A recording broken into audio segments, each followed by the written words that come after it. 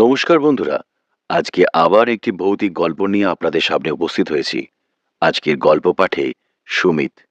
আজকের গল্পের নাম নমস্কার।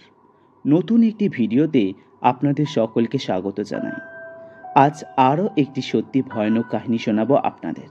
গোপনীয়তা বজায় রাখার জন্যে স্থান, কাল এবং চরিত্র পরিবর্তন করা হয়েছে।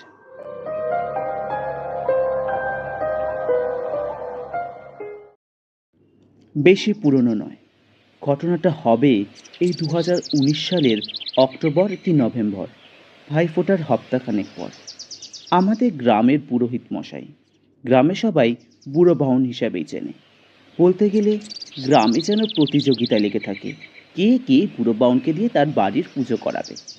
তবে আমাদের বাড়ির নারায়ণ পুজোটা ওনার হাতে ছাড়া হয় না।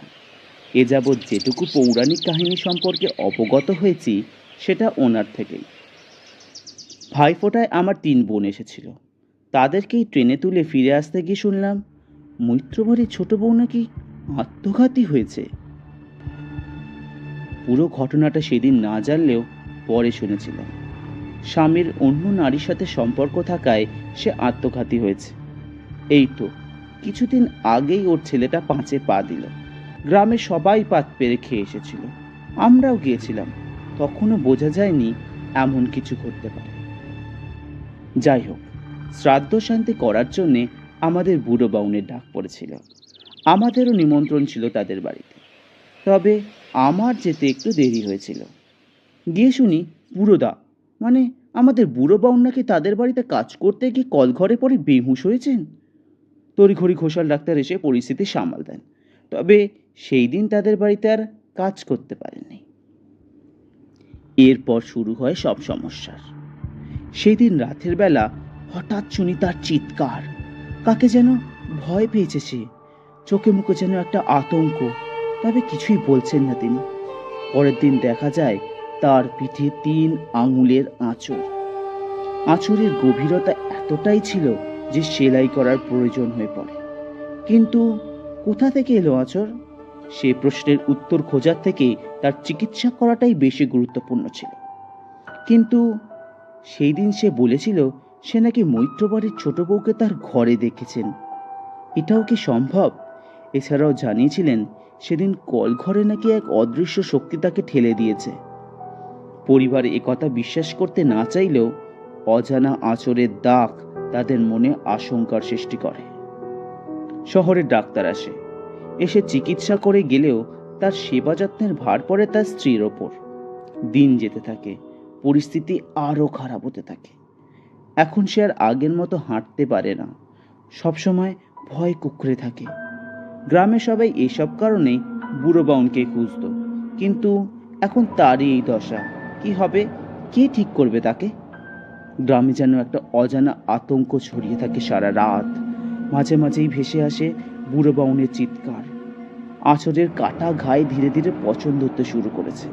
শহরের ডাক্তার দ্রুত কলকাতার হাসপাতালে ভর্তি করতে বলে, কিন্তু তার শরীরের এমন বেহাল দশা যে তাকে উঠিয়ে অ্যাম্বুলেন্স পর্যন্ত ওঠানো একটা যুদ্ধের ব্যাপার। ঘা আর শুকলো না। তার মুখের চেহারা বদলেছে, চোখ দুটো যেন ঠিকরে বেরিয়ে এসেছে, মুখ দিয়ে লালা ঝরছে, আর শরীরের প্রত্যেকটা অঙ্গ যেন তার থেকে নিস্তার চাইছে। একদিনই গেছিলাম ওদের বাড়িতে, সেদিনই দেখেছিলাম তার এই জীর্ণ শরীর আর চোখে মৃত্যু ভয়। এদিকে মৈত্র বাড়িতেও নাকি কিছু গন্ডগোল চলছে। পাছে বুড়ো বাউনের মৃত্যুর জন্য তাকে দায়ী করে, তাই মৈত্রবাদী সবকিছু গোপন রেখেছে।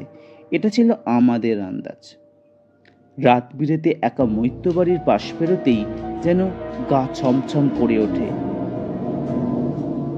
কিছুদিন পরেই বুড়ো বাউন মারা যায়। গ্রামে কেউ কেউ বলে তারাও নাকি রাতে মৈত্রবাড়ির ছাদে ছোট বউকে খোলা চুলে ঘুরে বেড়াতে দেখেছে। এ কথা কতটা সত্যি তা জানা নেই। তবে কিছুদিন আগে তারা গয়া গিয়েছিল, তারপর সেরকম অসুবিধার হয় না। হয়তো আরেকটু আগে গেলে বুড়ো বাউনকে মরতে হতো না।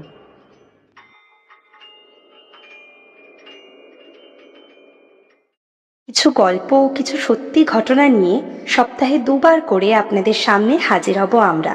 শুধু ভয় পেলে কিন্তু চলবে না, ভালোবেসে আমাদের সাথে থাকার জন্য একটা লাইক শেয়ার করে বাকিদেরকেও শুনতে বলতে হবে। আর সাবস্ক্রাইব করাটা না হয় একটু আবদারই রইল, ভুল ত্রুটি ক্ষমা করবেন। খুব ভালো থাকবেন।